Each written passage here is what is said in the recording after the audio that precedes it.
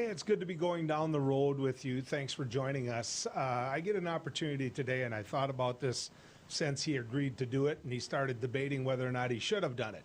I've been smiling about it because I get an opportunity to visit with an old friend and somebody I served in the North Dakota Senate with for a number of years, and that's Vern Thompson. I would know him not as Vern Thompson from Fargo, but as Vern Thompson, former mayor, and Mr. Minnewacan. But he joins me now. Vern, good to have you coming down the road with us. Well, it's a pleasure to be with you, Joel. Now you're a trucker. And, let's just get to the heart and soul of this so I can pick on you in the beginning. That isn't trucking. I've seen the inside of your rig. I mean, does it have a back massager or what? I mean, what doesn't it have? It's got a seat that warms or cools, and it rubs your back if you need it, and it rides like a pickup. You know, it's like driving a pickup, and it's automatic. It's a little spoiler, right? I mean, you got satellite TV, you've got a sleeper, you got a microwave. I mean, this is a new era of trucker. Yeah. Can we just say this? Jimmy Hoffa wasn't looking for you in the beginning.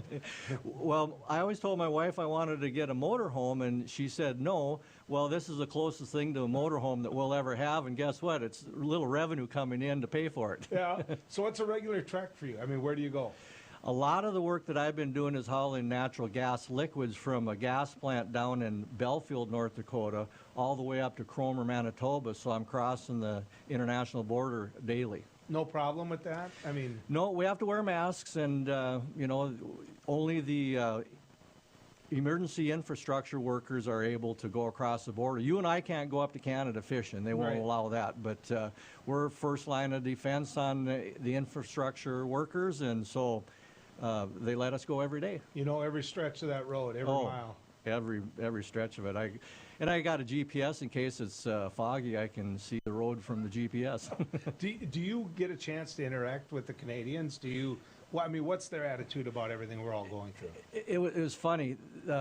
4 years ago, they were all looking for Trump to become president because of the pipelines, and they thought they could get more product from Canada into the U.S. Come around the election time, they were wondering why in the hell did we, elect somebody that was that crazy. So they changed their tune. But then, as far as the COVID stuff goes, they don't think we're doing a very good job. They've done a much better job than we have on the Canadian side, and they've told me that. They think we're kind of arrogant about the fact that, we're not willing to wear masks when they're mandated and all those types of things. See, my experience is I've got a nephew that's building a place, and lumber prices just went through the roof. And he wants that border opened up. He wants this COVID. He says, if everybody, now this is a pretty blue-collar, shoot 15 coyotes a night kind of a guy. Okay, so he's not exactly what people might try to picture you and I as Democrats. But this guy's like, I just want people to wear their masks. Let's get this crap over with. Get the vaccine. I need my lumber. That's where he's at. It wouldn't surprise me if, probably this spring the Canadians check to see if we've had our vaccination, and if we don't, we might not get across the border. Yeah. But they do want to make sure that we get healthy first before they open up the borders. Well, I mean, you think about it. When you were young, and when I was young, when you came into first grade or kindergarten or whatever, you had to prove your vaccinations, right? Yep. I mean, you had to. We called them shots. Yep. Did he have his shots? That type of thing. We're going to be there again. Yeah. We're going to be there. No, I agree with you. I recall standing in line in the Minnewacan community facility where all the kids were lined up and everybody had to have their shots at the same time. And I'm still scared of shots because I've seen all those kids that were crying after they got them. But, I think it's good that we all get the vaccination. If we don't have our crisis for the COVID settled, we're not going to have the economy turn around. No, and that's, to me, for all those individuals that are anti-vaccine or whatever, I don't think they realize the effect they're going to have on the economy. Yep. I just don't. But I run into people that they think it's all a hoax yet. They're against the vaccinations. We got some proving to do to some of these people. So what is that like? Because, I mean, you've always been on the cutting edge of what can we be. I mean, that's what drove you when I served with you in politics was, all right, our parents gave us this. Let's see if we can't make it better, right? some of the people that you're talking to, they have to want to go back everything in the past. They have this image of what Ozzie and Harriet was, and they want that life. And you saw it. I mean, you saw it play out in this election. When you stop and have a cup of coffee at the Senex, what are they saying? Well, there's more of a 1950s mentality, Ozzie and Harriet or Leave It to Beaver, than you realize. I mean, they don't like outside people coming in. They want to be isolated. They want to have most everybody white in North Dakota. And you and I didn't grow up that way. We grew up that, we're all immigrants, so we shouldn't try and keep people away, because the economy needs all these people, and we got to move forward, and we're not moving forward with some of the backward thinking that's going on. You worked in my line of work now for a long time. Yep. You worked with Ed Schultz. You were his producer. You took him to national levels. I mean, you were good at it, Vern, really good at it. But when things like this got talked about, when it was on the front burner, it seemed to me that there wasn't this visceral hate that there is now. Am I picking up, am I too strong in saying? No, you're not. We're in a troubled time right now, honestly. I have not, with all the QAnon and the conspiracy theories and the lies that take place out there on a daily basis from people that you and I know, it kind of reminds me of back in the 80s when we had the Posse Comitatus. You remember that? Mm-hmm. This is as close to that as I've seen. During those Posse Comitatus days, I remember people that I respected and knew, neighbors, that they were thinking that the Jews were the problem with our economy. It was the bankers, that were taking our livelihoods away and so on and so forth. And I remember having to talk to those people. No, what you're saying is not true. You got to get away from that. And this is as close as I've seen in 30-some years. Having worked in every branch of government that you possibly can, I have to ask you this. When you saw those insurrectionists, when you saw the coup attempted upon the United States of America, just the image of it, and you saw it play out, what did you think? What was the first thought that went through your mind? It broke my heart. Honest to God, it broke my heart. You and I are, in our careers, have worked hard and believed in people and done the best we can, and know that when we go to bed at night that we can look in the mirror and know that we could be proud of what we tried to do. But what broke my heart probably the most with that insurrection, with those terrorists in the Capitol building that you and I have had an opportunity to walk through many times, was seeing that Confederate flag draped, walking back and forth. And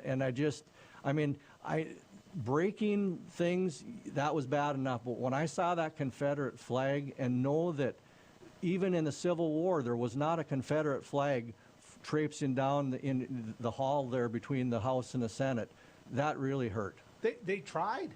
They got north of D.C. They went up to Gettysburg. They got their butt whooped. If they had won that, they were heading down to the Capitol. I mean, to see that Confederate flag, I don't know what it was, Vern, with all the images, with all the disgusting things that I saw, to see people up in Mike Pence's chair as president of the Senate, all of those things, terrible. But that Confederate flag was the one. I kept thinking of all of the hundreds of thousands of men that died defending the American flag. Yeah. And then to see the visual the next day of them dragging that police officer out and bludgeoning him with an American flag. Oh, that hurt. These are the same people that were saying Blue Lives Matter to me a couple months ago. I mean, I don't know how you deprogram them. I don't know how you fix that. Well, like any person that's being a terrorist or, wrecking property, they need to be held accountable. That's the first thing. We can't just say, well, let's get along and forget about it. The fact is that is the heart of our democracy, and they need to be held accountable. If it means going to jail, so be it. But until we get past that, I'm a forgiving person, you're a forgiving person, but until you can recognize the wrong that was taking place, it's kind of, you got to accept that you were wrong before you can forgive somebody. and it's going to take a while. I think this whole process, they gotta use a legal process and get the people that were responsible. And I don't care if it goes all the way to the president.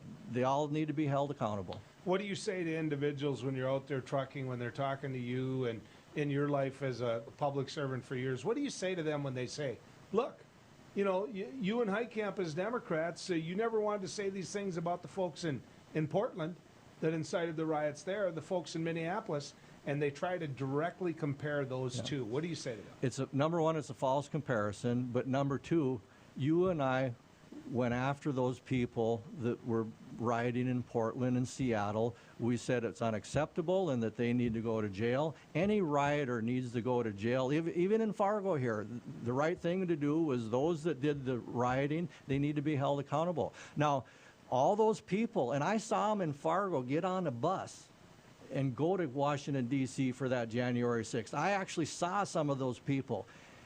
I don't have a problem with them going and protesting.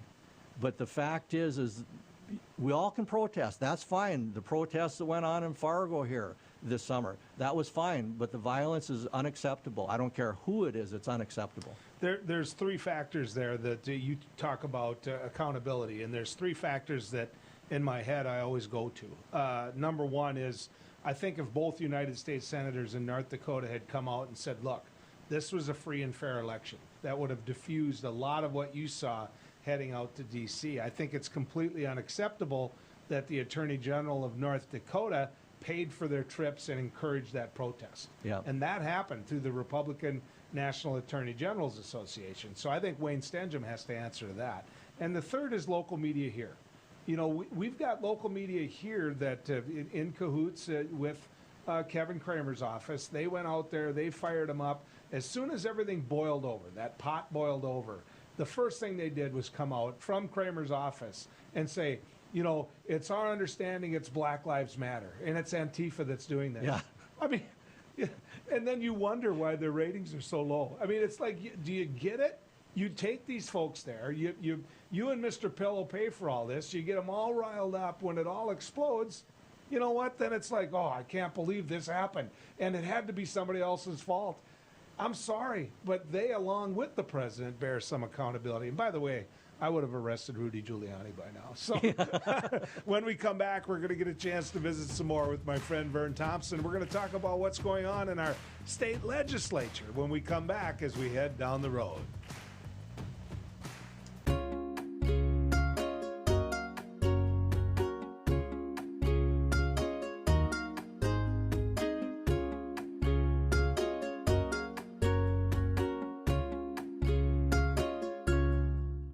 Capital City Restaurant Supply is your one-stop shop for quality restaurant products for the large to small kitchens. Commercial-grade restaurant and bar supplies, limb game processing equipment, refrigeration, dinnerware, and smallware. We sell everything including the kitchen sink from trusted manufacturers for the chef and all of us. Open to the public since 1971, we are veteran-owned and North Dakota proud. Let us take care of your restaurant and home kitchen needs today by visiting us at 1414 Interstate Loop in Bismarck or on the web at capitalcityrestaurantsupply.com. Hi, I'm Dennis Haugen, along with my sons Andy and Mike, and we're showing our support for wind energy in North Dakota. Wind energy has provided farmers like us with a steady stream of income that's not tied to the weather like crops and cattle are. Another bonus is that wind farm owners are required to maintain the roads leading up to the turbines. Because of that, oftentimes these roads are the best in the county.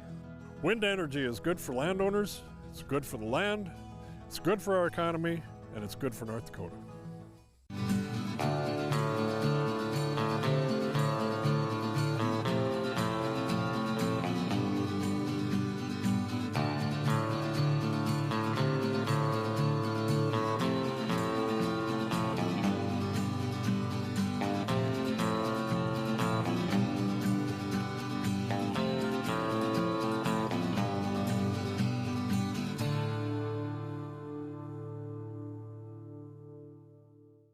Are you a thrill seeker, sightseer, or day tripper? The Ford Bronco Sport SUV is built for you. Four Bears Casino is giving away a 2021 Ford Bronco Sport loaded with a ton of interior space, safari-style roof, smooth suspension for any terrain, and easy-to-clean surfaces. Qualify now just by playing your favorite slots at Four Bears Casino. Double points on Sundays. Also get in on Super Senior Wednesdays, slot turning Thursdays, and hot seats on Wednesdays and Thursdays. Spin into Four Bears Casino and Lodge for chances to win.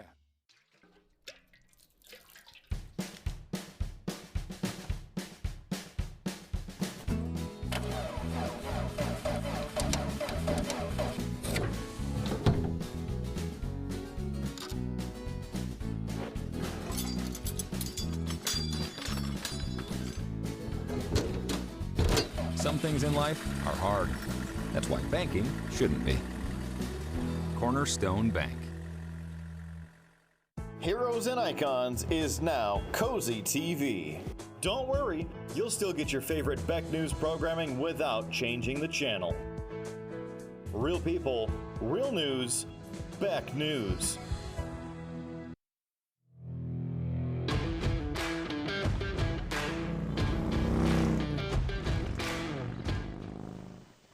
Good to have you still coming down the road with us. I'm having a great conversation and a good time with Vern Thompson. You meet people that become lifelong friends when you serve in the North Dakota legislature. Vern and I were in leadership in the Democratic side of the caucus in the North Dakota Senate for years.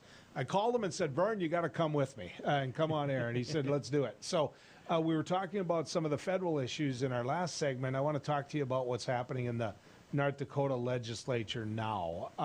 We used to have some bills that left you scratching your head and made you wonder why, but nothing like I'm seeing now. It's unbelievable. It seems like we've got a bunch of ideologues out there that all they care about their ideology versus people. It seems like they care more about power than they do the policies, it's frustrating because they got the Republicans have an overwhelming majority, but within that Republican Party, there's some people that they don't want to give credit for local people and local businesses and school districts of having control of what they need to do. It's so much about ideology now, and you wouldn't think, when you and I served, I would have never thought that the conspiracy theories and legislators that believe in the QAnon and stuff are sending stuff out to other lawmakers and trying to persuade them to believe in things that aren't really true and aren't even real. It's baffling to me. There's a woman, for example, her name's O'Brien. She serves in the State House. She's from Grand Forks, okay? Last legislative session, she's elected and she's pregnant. And she goes home and has a baby, and she takes most of the legislative session off, which is good. I support that, and you support that. Yes. But you know what? She got paid for that time. Well, good. Yeah. Again, that's the way it should be. We just got done talking about how we need more people living here, right? She introduces a piece of legislation this time, Vern, that makes political subdivisions not give maternity leave. I mean, you want to talk about hypocrisy. Yeah. Then you have he was there when we were there, Kempenich from Bowman, State House member. There's no lobbyists the way there was lobbyists because of COVID, right? And so he introduces a bill that basically adds up to $3,000 per legislative session of additional revenue to legislators so they can eat. And the reason, and he said this, I'm going to paraphrase it, but he actually said this, that, hey, normally we'd be having a steak dinner, a fancy dinner here on a lobbyist, but we can't do that anymore. And I'm sitting there eating spaghetti out of a can.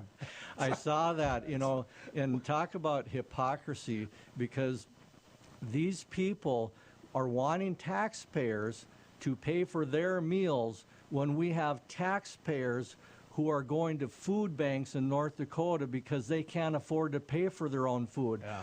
Here recently, I visited with one of those coffee shops you're talking about at a Senex station.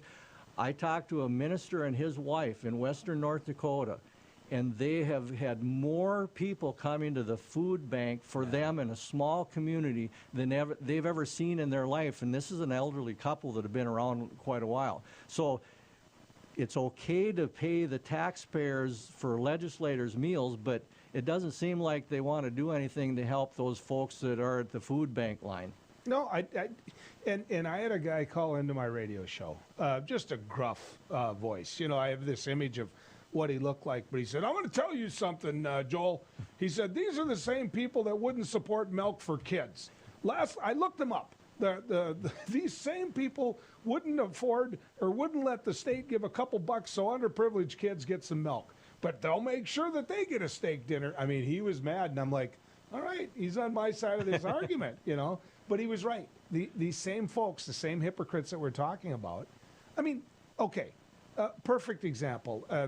I always remember, I know Kim Koppelman's his dad. Okay, I think it's I knew Kim. Ben is his boy that serves in the legislature. They call him Koppel Boy. And that's the Republicans, not me. They call him that. But he introduced legislation so anybody struggling with their gender, transgender, they can't play athletics. Because Lord knows the people of West Fargo are making sure that they can look over in every locker room and, okay, is that a boy, is that a girl, is that... I mean, because, you know, it's such a problem in North Dakota. Yeah. I mean, we're going to spend money and waste time on this? That's where that's an ideology over policy for people. You know, that same person is taking away the thinking and the rights of the school district or the high school activity association, and that person is not thinking about the mental health issues that transgender person might have. I know in North Dakota we have the second highest rise in the nation in suicides since 2000. Yeah. And it's up 84%. You know, why aren't they talking about those kinds of things? You know, but they got to have this ideology as, you know, it's way more important than anything else, it appears. The governor came out with a plan to deal with that void, that chasm that was left when Lutheran Social Service wasn't able to deal with the refugee issue. And, of course, you got these federal grants coming in. And the governor's going to get beat up on this because the conservatives in the legislature have never been for a resettlement. Mm-hmm. They've never been. But, again, let me bring up hypocrisy. But they're all for the very people that hire that labor that they need it. Okay, so that's starting to show up. What's starting to show up is farmers that have a lot of help coming in from other countries, might be seasonal, might be whatever, but they can't get here. And it isn't because of Lutheran Social Services, it's because of COVID. And so it's all kind of, the onion is peeling. And this whole notion that, you know, these people aren't welcome here, wink, wink, nod, nod, or they're illegal aliens, wink, wink, nod, nod, but not mine. As long as they're here doing the work, I'm okay. Just be quiet about that now. It's that season, you know. Well, and it appears that there is a piece of legislation that they're wanting to outlaw a business to mandate wearing masks. Yeah. But those workers need that protection. Some of the places I've been, they don't have much protection when they're dealing with the public. It'd be good to allow them to have that mask, but in the business wants them to mandate that they wear a mask for their own protection. But so they want to take that away. On the flip side, there's a couple of bills in the legislature that they want to do away with the fact that they want to give immunity to the businesses if you get COVID. Yeah. So on one hand, they don't want to protect the workers, but on the other hand, if they get COVID, well, sorry, but you can't, sue if you were at one of these factories that they mandated that you show up for work and you got sick. And there's one other factor in that.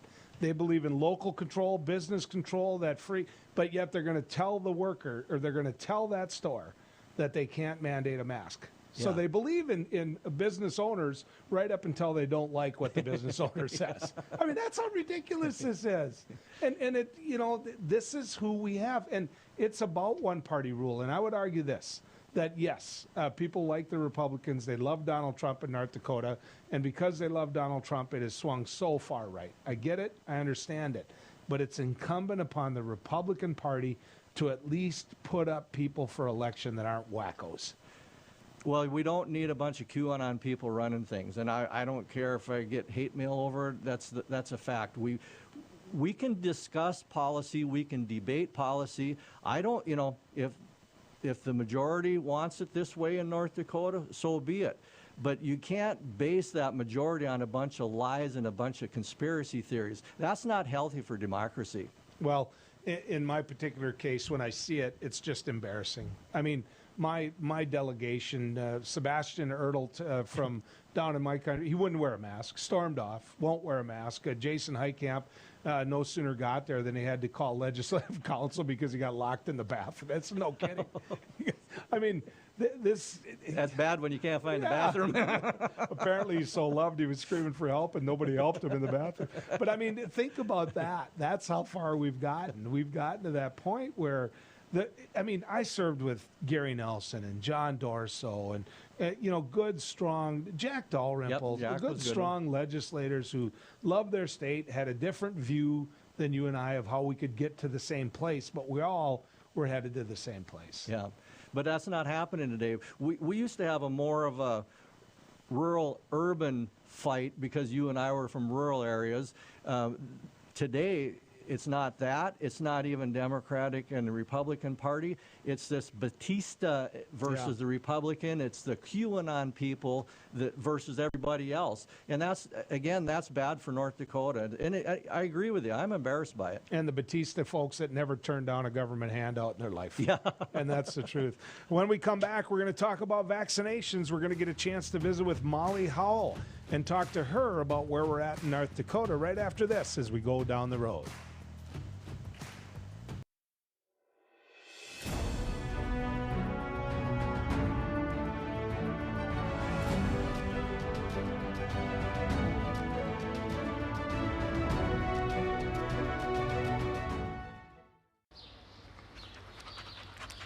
Jeez, what a mess. Look at that. There's roof stuff everywhere. It's so embarrassing. Ruins the neighborhood. Come on, humans. Let's get this fixed. Don't let your roof go to the dogs. Call America's Best Contractors for your free estimate. Need a new woof? After checking with the rest, go with the best. America's Best Contractors. 258-2412. Online at americasbestcontractorsincorporated.com.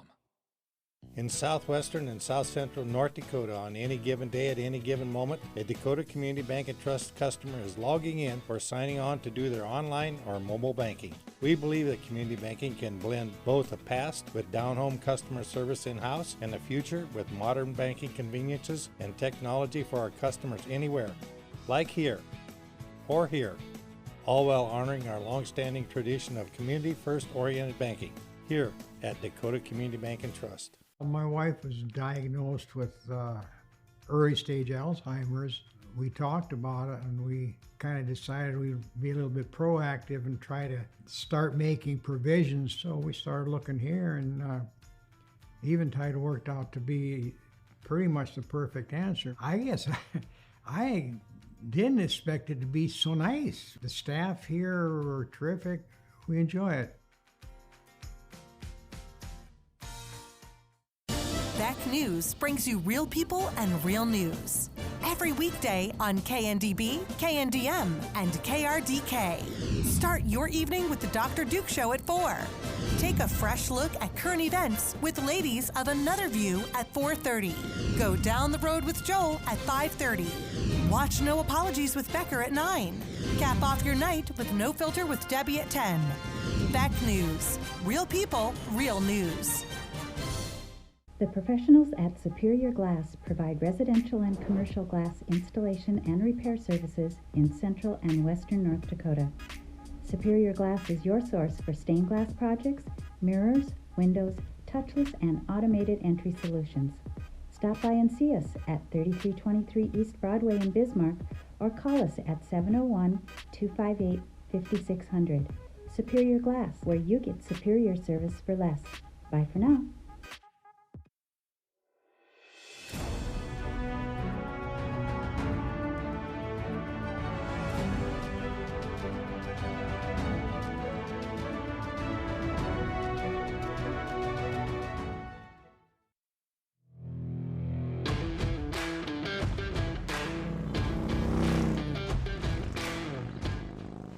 Welcome back to Down the Road. I'm going to give you some stats here. At the top of the list when it comes to Bloomberg's vaccination tracker. So they're keeping track as they go of how all of this is being administered and where it's going. At the top are North Dakota.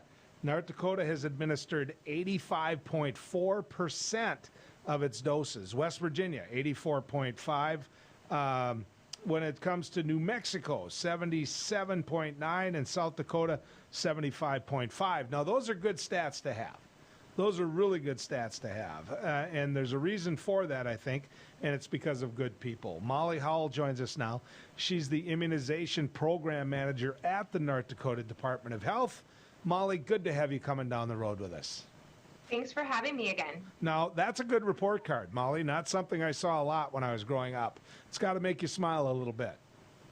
Yeah, I mean, it's definitely not just because of me. This is a team effort. We have a lot of healthcare providers, local public health, a number of people in the health department working on getting these vaccines out and getting them into arms. So, but yeah, everybody's doing a good job so far. So, Molly, when you look at stats like this, it makes you ask the question of why 84.5? Why not 100? There's all kinds of people waiting. So just a sheer mechanic side, why isn't it 100?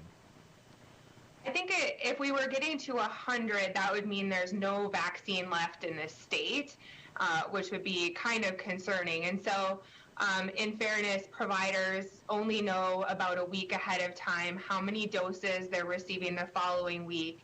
And then they have to notify patients to come in or set up clinics and register people for clinics. And so there is some lead time involved in some of this. And so I think that's why you see the difference between the percent of doses administered. Also, the number of doses received includes second doses. And so people can't get their second doses until they've met that minimum interval between first and second doses, which depending on each vaccine is 3 or 4 weeks. And so that's some of it too. Actually, most of the doses that are currently available in the state are for people needing a second dose. Okay. Yeah, that makes sense. See, that's why I asked, because I knew you'd know. The President Biden came out and talked about 100 million vaccinations in the first 100 days. As somebody who sees this from a state perspective, what does this do for North Dakota? Well, I'm hoping we start to receive an increase in our weekly allocations of COVID doses. We definitely have the manpower to administer the vaccines to people who want to receive them. I think what's limiting us is the number of doses we're receiving each week from the federal government. And North Dakota is not alone in that. I am hopeful. We're hearing that we may receive a slight increase in our allocations for next week. And so, and then also if additional vaccines come to market, it's sounding like Johnson & Johnson might apply to the FDA even this week. And so then we may see more increases in our allocations and more doses available. So when it comes to long-term care, because I know that North Dakota has encouraged long-term care facilities to work with other entities outside of the Center for Disease Control. If you've got a loved one or whatever, when you're looking at long-term care, what does all this mean to them? Well, long-term care providers had the option of using their normal pharmacy or public health for vaccination, or they could do the Federal Pharmacy Partnership Program, which for North Dakota is CVS and Thrifty White. And so a little over half of North Dakota long-term carers did not participate in that program, which is their choice. I will say, though, even those that did participate in the program and those that haven't, all of the long-term carers in the state of North Dakota have now been offered first doses. So all residents in long-term care and staff have been offered first doses, and the pharmacies are currently working on their second doses.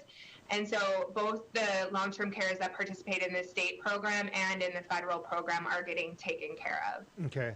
North Dakota is a small state population-wise. Both you and I know that. We live here. And so we both know firemen and first responders that basically were offered the chance at the vaccine because, you know what, they are first responders. They are the individuals that are first on the scene, and they really don't have a choice to do that. But I also know a lot of them that didn't take the vaccine, and it wasn't because, hey, somebody else can step up and have it. I'll wait my turn. It was more, I'm not taking the vaccine. How much of that are you seeing, Molly? I think this is a new vaccine and there's a lot of new information about it, and some people are a little hesitant to accept the vaccine, or some people want to see their friends or coworkers take it first to make sure nothing happens to them before they accept the vaccine. And I think that's okay as long as they're getting information about the vaccine from a reliable source. We have been surveying long-term cares in North Dakota and hospitals as to what their uptake was amongst their staff. And amongst long-term care staff, we're seeing a little less than 40% uptake amongst their staff. And for the hospitals, it's closer to 60% uptake amongst their staff. And now some of that is people who previously had COVID and are waiting to be vaccinated until their 90 days, from when they had the infection is up. But some of it is hesitancy. And so we are seeing that in North Dakota. It's definitely less in our 75 and older population. A lot of people 65 and older are very interested in this vaccine. Here's the other part. We talk about, or at least I brought up, the individuals that didn't want the vaccine or, were really cautious about it. I know you're doing well. And the reason I know you're doing well is I know a lot of people that have had the vaccine now. And so that's happening. And the more people know individuals that have had the vaccine, it would seem to me your job's going to get easier. That it's, I ran into one today. Hey, I've been vaccinated. So it would just seem to me, Molly, that it's got to be going downhill in terms of this vaccine is not something you should take after this many people already have taken. Yeah, over 20 million doses have been given in the United States so far, and I think as more people get it and people feel more comfortable with the safety of the vaccine, or hopefully in the future see how well the vaccine works in a real-world situation, I think more people, yes, will probably accept the vaccine. So when you coordinate through the federal side, when you hear how many doses of vaccine are headed your way, how fluid is that? Do you know a week in advance? Do you know a day in advance? I mean, how much planning goes into, hey, I knew this was going to happen, so let's get ready to rock and roll here? We have an idea of a base number of doses that we should not go under every week. So we expect to receive 4,875 of Pfizer and 4,600 Moderna each week as a minimum. But some weeks that fluctuates up a little bit. And so we've been really planning around that base amount, but we don't get our official allocation until a week before the week that it would ship out. And so, like, for example, today, we should find out what our official allocation is for next week's shipments. So what does it take for the vaccine to go bad? What does it take for somebody to say, look, I might just well give you this because if I don't give you this, I'm going to end up having to throw it away anyway? Both of these vaccines are they're called in multi-dose vials. So the Pfizer vaccine has 5 doses in one vial. The Moderna vaccine has 10 doses in one vial. Once a healthcare provider draws up a dose of vaccine from that vial, all the doses have to be used within 6 hours. And so that's why you'll hear healthcare providers, if they get to the end of the day or the end of the 6 hours and they don't have anybody scheduled or somebody doesn't show up, a lot of them are keeping waiting lists or notifying people that they have an extra dose to give. Okay, so let me give you a quick scenario. I get the vaccine because of the scenario, hey, it's way better you getting it than throwing away. In other words, I jumped the line. I've got to get that second shot. Am I now then eligible for the second shot, even though I really wasn't for the first one? Yes, we want everyone to get their second doses in because that's what's going to get you to that 94 or 95% effectiveness that we want to see. Molly, whatever you're doing, keep doing it. I like seeing North Dakota on top of that list when it comes to high-fiving about how we're doing this thing versus other states. So congratulations to you. Good job. Thanks for having me. Molly Hall, ladies and gentlemen, with the North Dakota Department of Health. When we come back, we'll talk a little bit about what's going on in the North Dakota legislature. We're going to talk a little bit about Fargo City Commission's vote to say, you know what, keep wearing your mask. We're going to do all of that in our Newsmaker segment as we head down the road.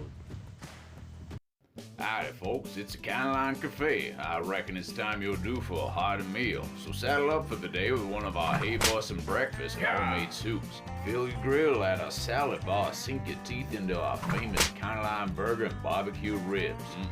Top it off with spoon-rattling pie with a calm roll that's sure to put a smile on even the toughest outlaws.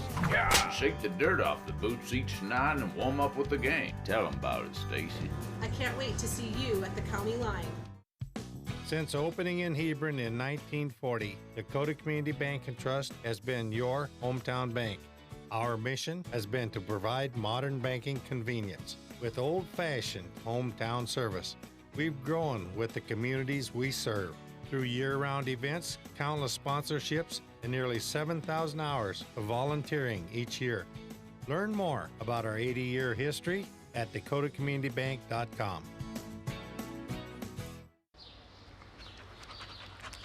Jeez, what a mess. Look at that. There's roof stuff everywhere. It's so embarrassing. Ruins the neighborhood. Come on, humans. Let's get this fixed. Don't let your roof go to the dogs. Call America's Best Contractors for your free estimate. Need a new woof? After checking with the rest, go with the best. America's Best Contractors. 258-2412. Online at americasbestcontractorsincorporated.com. For the greatest selection and full menu offering is the Four Seasons Restaurant and Ice Cream Parlor in Garrison. Succulent sandwiches, big breakfasts served all day, and delicious desserts. Easy access in and out for campers and RVs. The Four Seasons Restaurant at the top of Main Street, Garrison.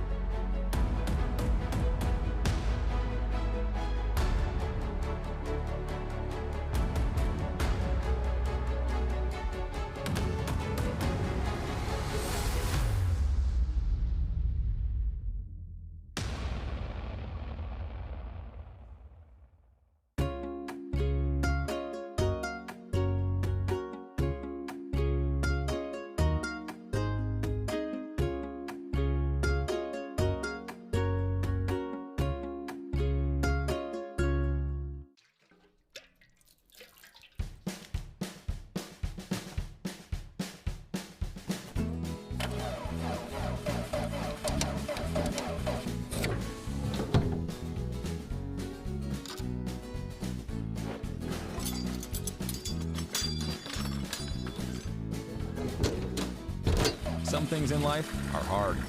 That's why banking shouldn't be. Cornerstone Bank.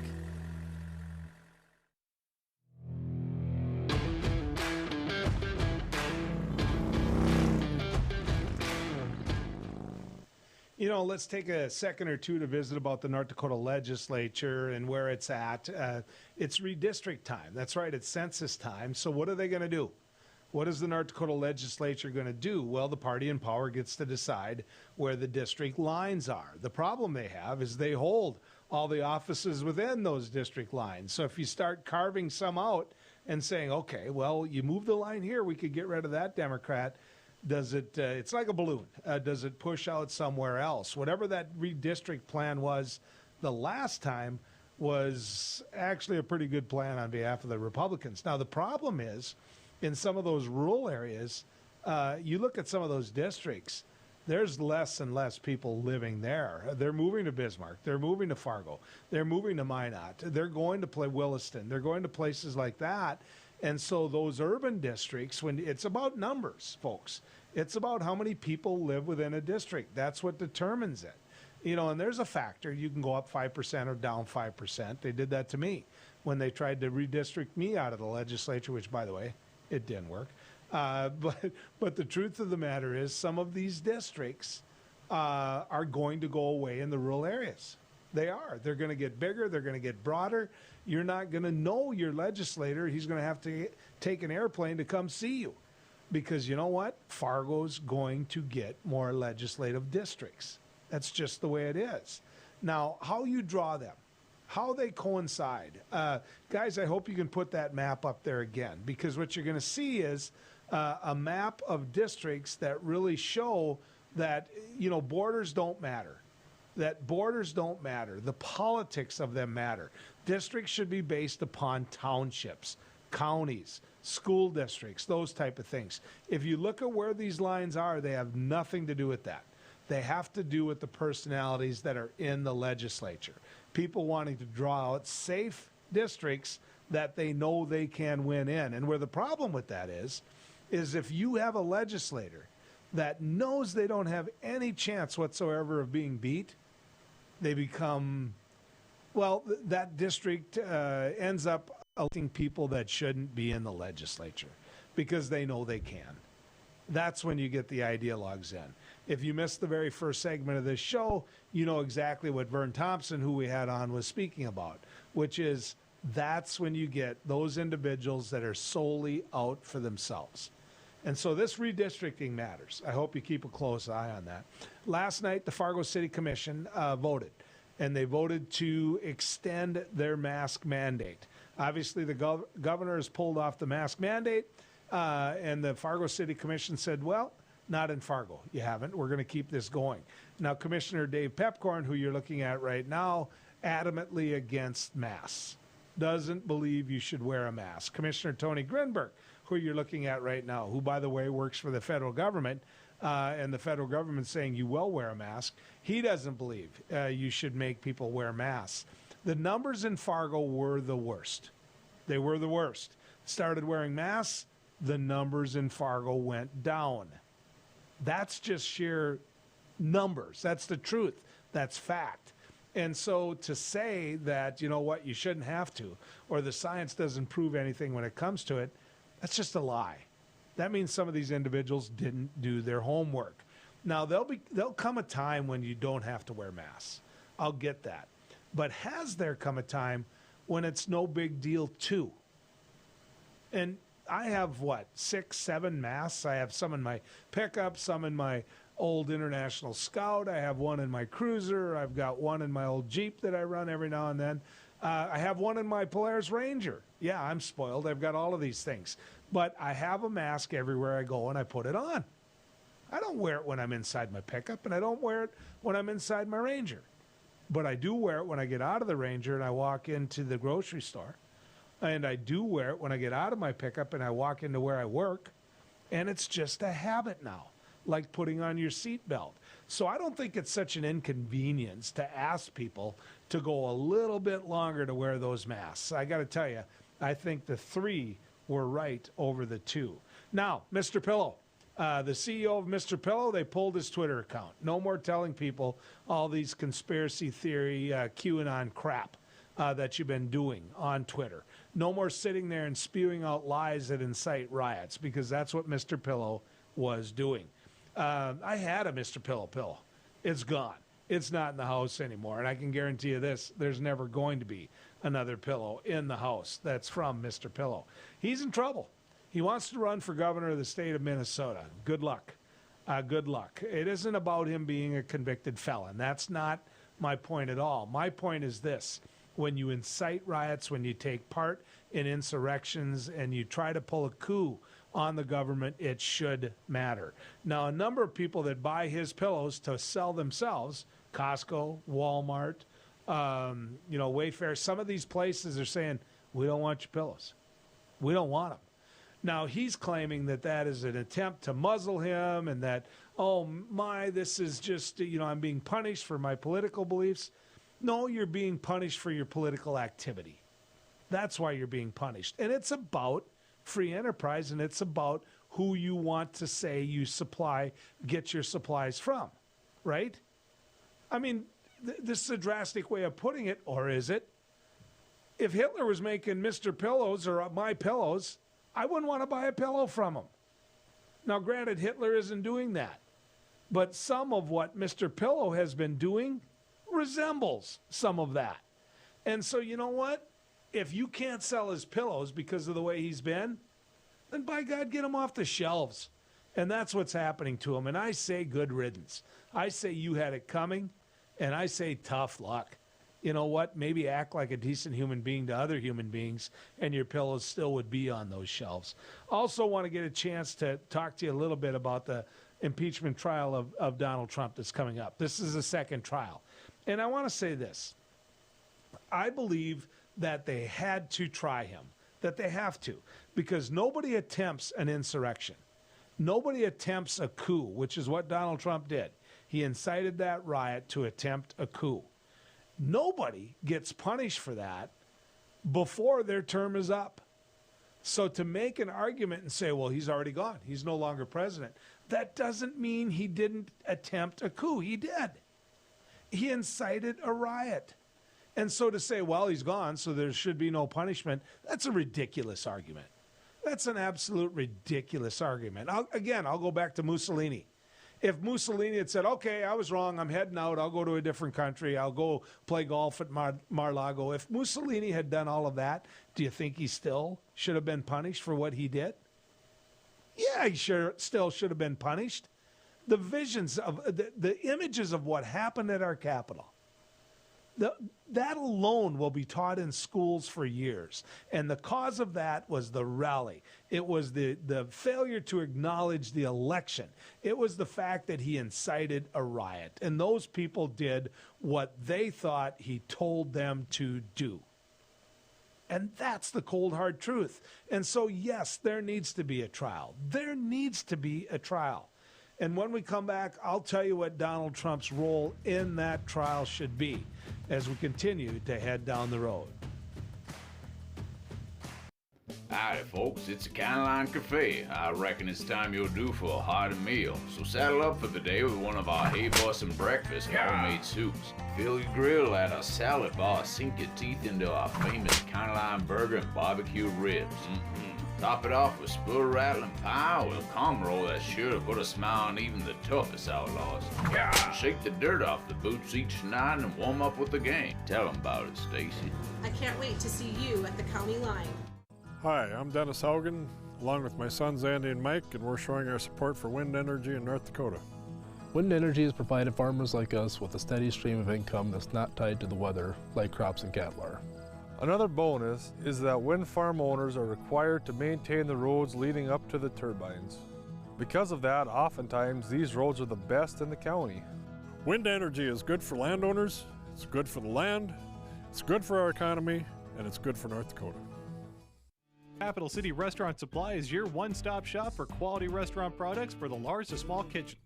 Commercial-grade restaurant and bar supplies, limb game processing equipment, refrigeration, dinnerware, and smallware. We sell everything including the kitchen sink from trusted manufacturers for the chef and all of us. Open to the public since 1971, we are veteran-owned and North Dakota proud. Let us take care of your restaurant and home kitchen needs today by visiting us at 1414 Interstate Loop in Bismarck or on the web at capitalcityrestaurantsupply.com. My wife was diagnosed with early stage Alzheimer's. We talked about it and we kind of decided we'd be a little bit proactive and try to start making provisions. So we started looking here, and Eventide worked out to be pretty much the perfect answer. I guess I didn't expect it to be so nice. The staff here are terrific. We enjoy it. The professionals at Superior Glass provide residential and commercial glass installation and repair services in central and western North Dakota. Superior Glass is your source for stained glass projects, mirrors, windows, touchless and automated entry solutions. Stop by and see us at 3323 East Broadway in Bismarck or call us at 701-258-5600. Superior Glass, where you get superior service for less. Bye for now. Now is the best time to plan for your 2021 farm equipment needs. North Dakota-based Summers Manufacturing is currently offering early order savings. Take advantage of big savings on North America's broadest tillage line, including the Super Kohler Samurai and the innovative VRT Renegade, as well as the best-built, best-backed land rollers in the industry. Talk to your Summers dealer today or go to summersmfg.com to learn more about early order savings available on all Summers equipment.